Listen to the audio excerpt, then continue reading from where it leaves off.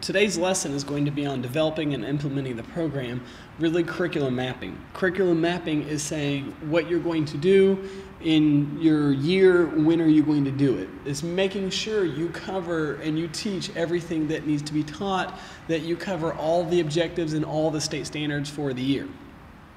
Our objectives for this lesson, to make sure we learn strategies to develop the curriculum maps for the various courses we teach. And you need to ask yourself, why is curriculum mapping important?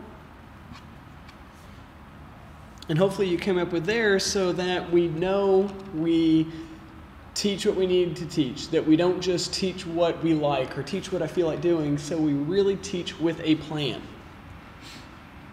We're going to cover what is curriculum mapping, different strategies, and why do we do it.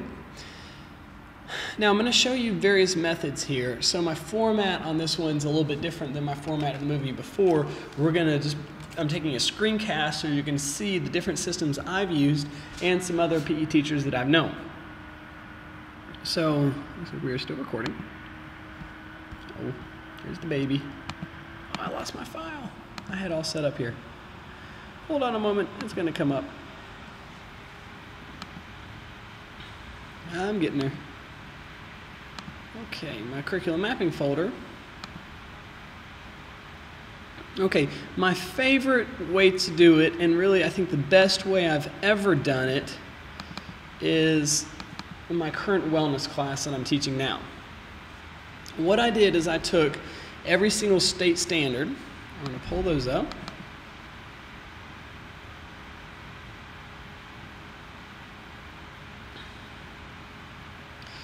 All right, so these are the state standards for lifetime wellness, and it works just the same for any other subject. And as I scroll down,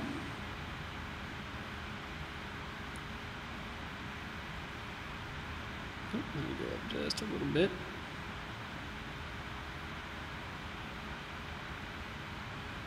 Okay, my lack of patience isn't working for me here. Okay, so I take every single state standard, and there's a list, 2.8, 2.9, 2.10, and so on. And I made a list of those in a spreadsheet. And when I had a list of every single one of those in a spreadsheet, I sorted them out, basically by unit. Each unit was one state standard. So like in nutrition, the overall state standard was the student will assess, right here. And then they had 3.1, 3.2, 3.3.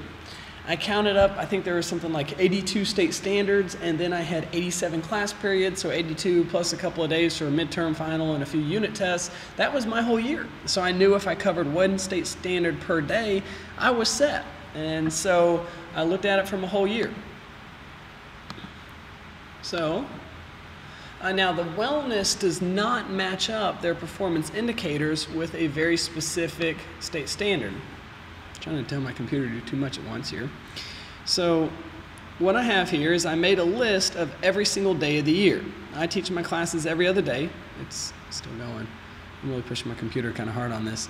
I have the end day column, the L day column, which is, we have an A-B rotating schedule. So I know that my class period, these are the days they meet. I made a lesson name, and then the state standard, my lesson name associated with the state standard, so like number 2, FITT, the FIT principle, and then I matched up the performance indicator with that. So most lessons had 1 to 3 performance indicators, which really became my objectives. And then the level 3 performance indicators, I would make those extra credit. So like this, identify biomechanical principles of the health components. And so that became my extra credit. So this is how I developed the course map, how I can guarantee I taught everything that needs to be taught for this year in wellness. In physical education, it took a little bit more process. I'm not going to get too much into that one because it sort of has some of my philosophies. I can talk about that later. But that was the simplest. Okay, so here is I guess that's the simplest one for how I do it now. Here is how I did it when I taught kindergarten and first grade. I did not go straight from the standards and objectives. Yes, I cover every standard and objective, but I didn't necessarily just pull it straight into that. So on this one, I once again used a spreadsheet. I do like spreadsheets. That's how I think. And you saw the course map for this course, where I planned out every single lesson for the whole year, and that way I knew I covered everything I wanted to cover. Now, when you're in college, it's not as specific where a state tells you what you need to teach. It's a little bit different, but in teaching in the classroom in the state, it's very, they tell us what they expect to teach. So what I did, I made a list of I basically did it by week 4, week 8, and so on. So the week 8 started on October the 3rd, and we would always do a warm-up, a specific game warm-up. Then we did Take 10. A Take 10 is a activity which is cross-curricular in nature and never takes more than 10 minutes. It typically takes about 3 minutes. And then what we're focusing on that day. And then, fall break was coming up, that was right here. What I did is I took this course map, blew it up to poster size, and I posted it in the hall. That way kids don't cross me in the hallway. Hey coach, what are we doing today in gym? It's right there on the hall. And I put it right by the cafeteria. So every day they walk in the cafeteria, they see what they're doing in gym today. Covers everything. And I knew I cover everything. From got jump rope, teamwork game, ball skills, stations, really cover everything, and I make sure of that. I worked with the kindergarten teachers, saying, hey, when do y'all have your Dr. Seuss? Every elementary school covers Dr. Seuss on his birthday. It's sometime in January, so I guess it's March. And so I made sure I did my Dr. Seuss on the right day there and really coordinated it all. I got my field day here at the end. So if you're a spreadsheet person, this works very well. Okay, my little thing's not coming at me here.